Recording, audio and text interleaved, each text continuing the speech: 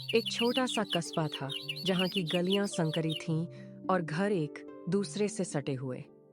इसी कस्बे में एक हलवाई रहता था जिसका नाम था काका। काका का नाम पूरे कस्बे में उनकी स्वादिष्ट मिठाइयों के लिए मशहूर था, पर उनकी एक बुरी आदत भी थी, लालच।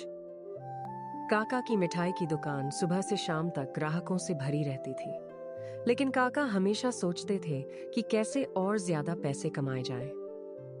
आज गुलाब जामुन में मावा थोड़ा कम डालूंगा, थोड़ा और फायदा होगा। और बर्फी में चीनी ज्यादा मिला दूंगा तो वो और मीठी लगेगी, लोग ज्यादा खरीदेंगे।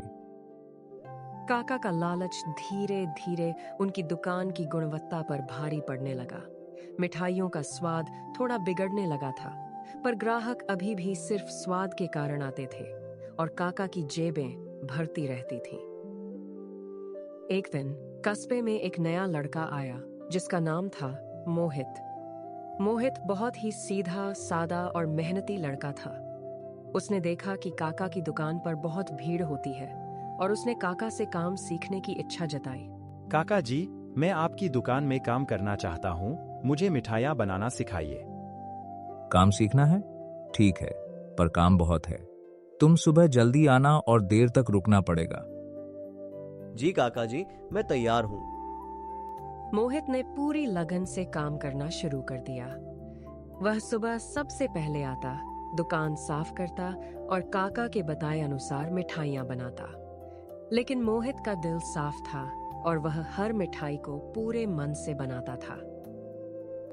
कुछ हफ्ते बीत गए। मोहित की बनाई हुई मिठाइयों का स्वाद भी काका की मिठाइयों जैसा ही लाजवाब होने लगा था। ग्राहक मोहित की बनाई मिठाइयों की तारीफ करने लगे।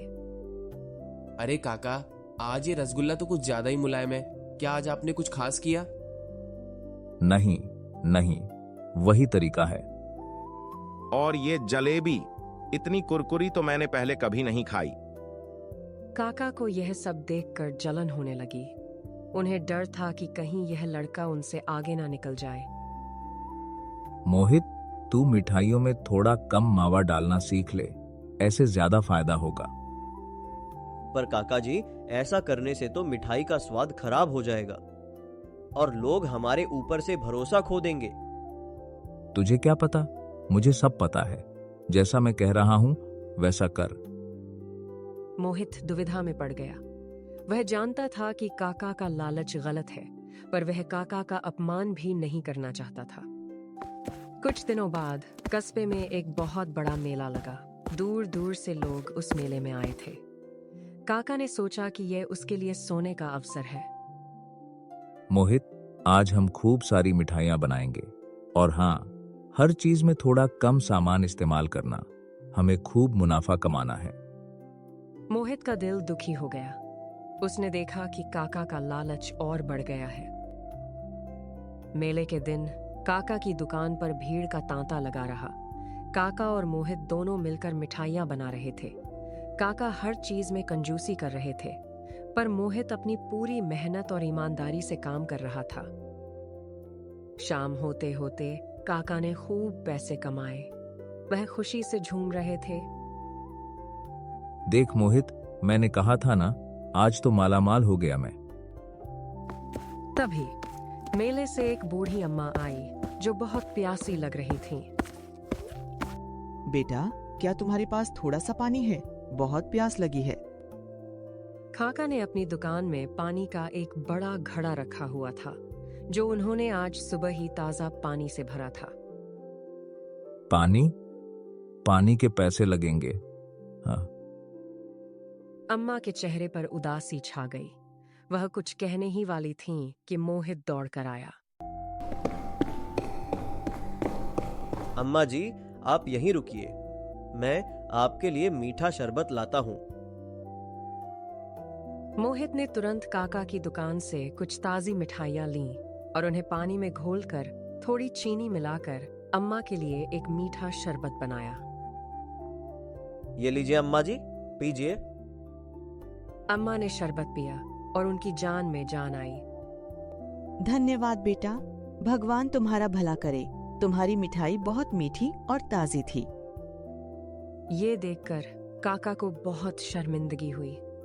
उन्होंने देखा कि कैसे मोहित ने थोड़े से मुनाफे के लालच को छोड़कर एक इंसानियत का काम किया। इसी बीच एक और व्यक्ति जो मेले का आयोजक था, काका की दुकान पर आया। काका जी, आपकी मिठाई की दुकान बहुत प्रसिद्ध है। क्या आप अगले साल भी यहाँ स्टॉल लगाएंगे? बिल्कुल, इस बार तो बहुत कमाई हुई है। यह तो अच्छी बात है, पर एक बात, हमने सुना है कि इस साल आपकी कुछ मिठाइयों का स्वाद थोड़ा बदल गया था। क्या यह सच है? नहीं, ऐसा कुछ नहीं है। ठीक है, पर एक बात याद रखिएगा काका जी, असली मिठास सिर्फ चीनी में नहीं होती, बल्कि आपके व्यवहार में भी होती है। अगर आपने अपनी लालच की आदत नहीं छोड़ी, तो एक दिन आपकी दुकान की मिठास भी खत्म हो जाएगी। आयोजक की बात सुनकर काका के पैरों तले जमीन खिसक गई। उन्होंने मोहित की तरफ देखा, जो चुपचाप अपना काम कर रहा था। उस दिन काका को अपनी गलती का एहसास हुआ। उन्होंने समझा कि सिर्फ पैसे कमाना ही सब कुछ नहीं है। लोगों का विश्वास और उनकी दुआएं सबसे कीमती होती हैं।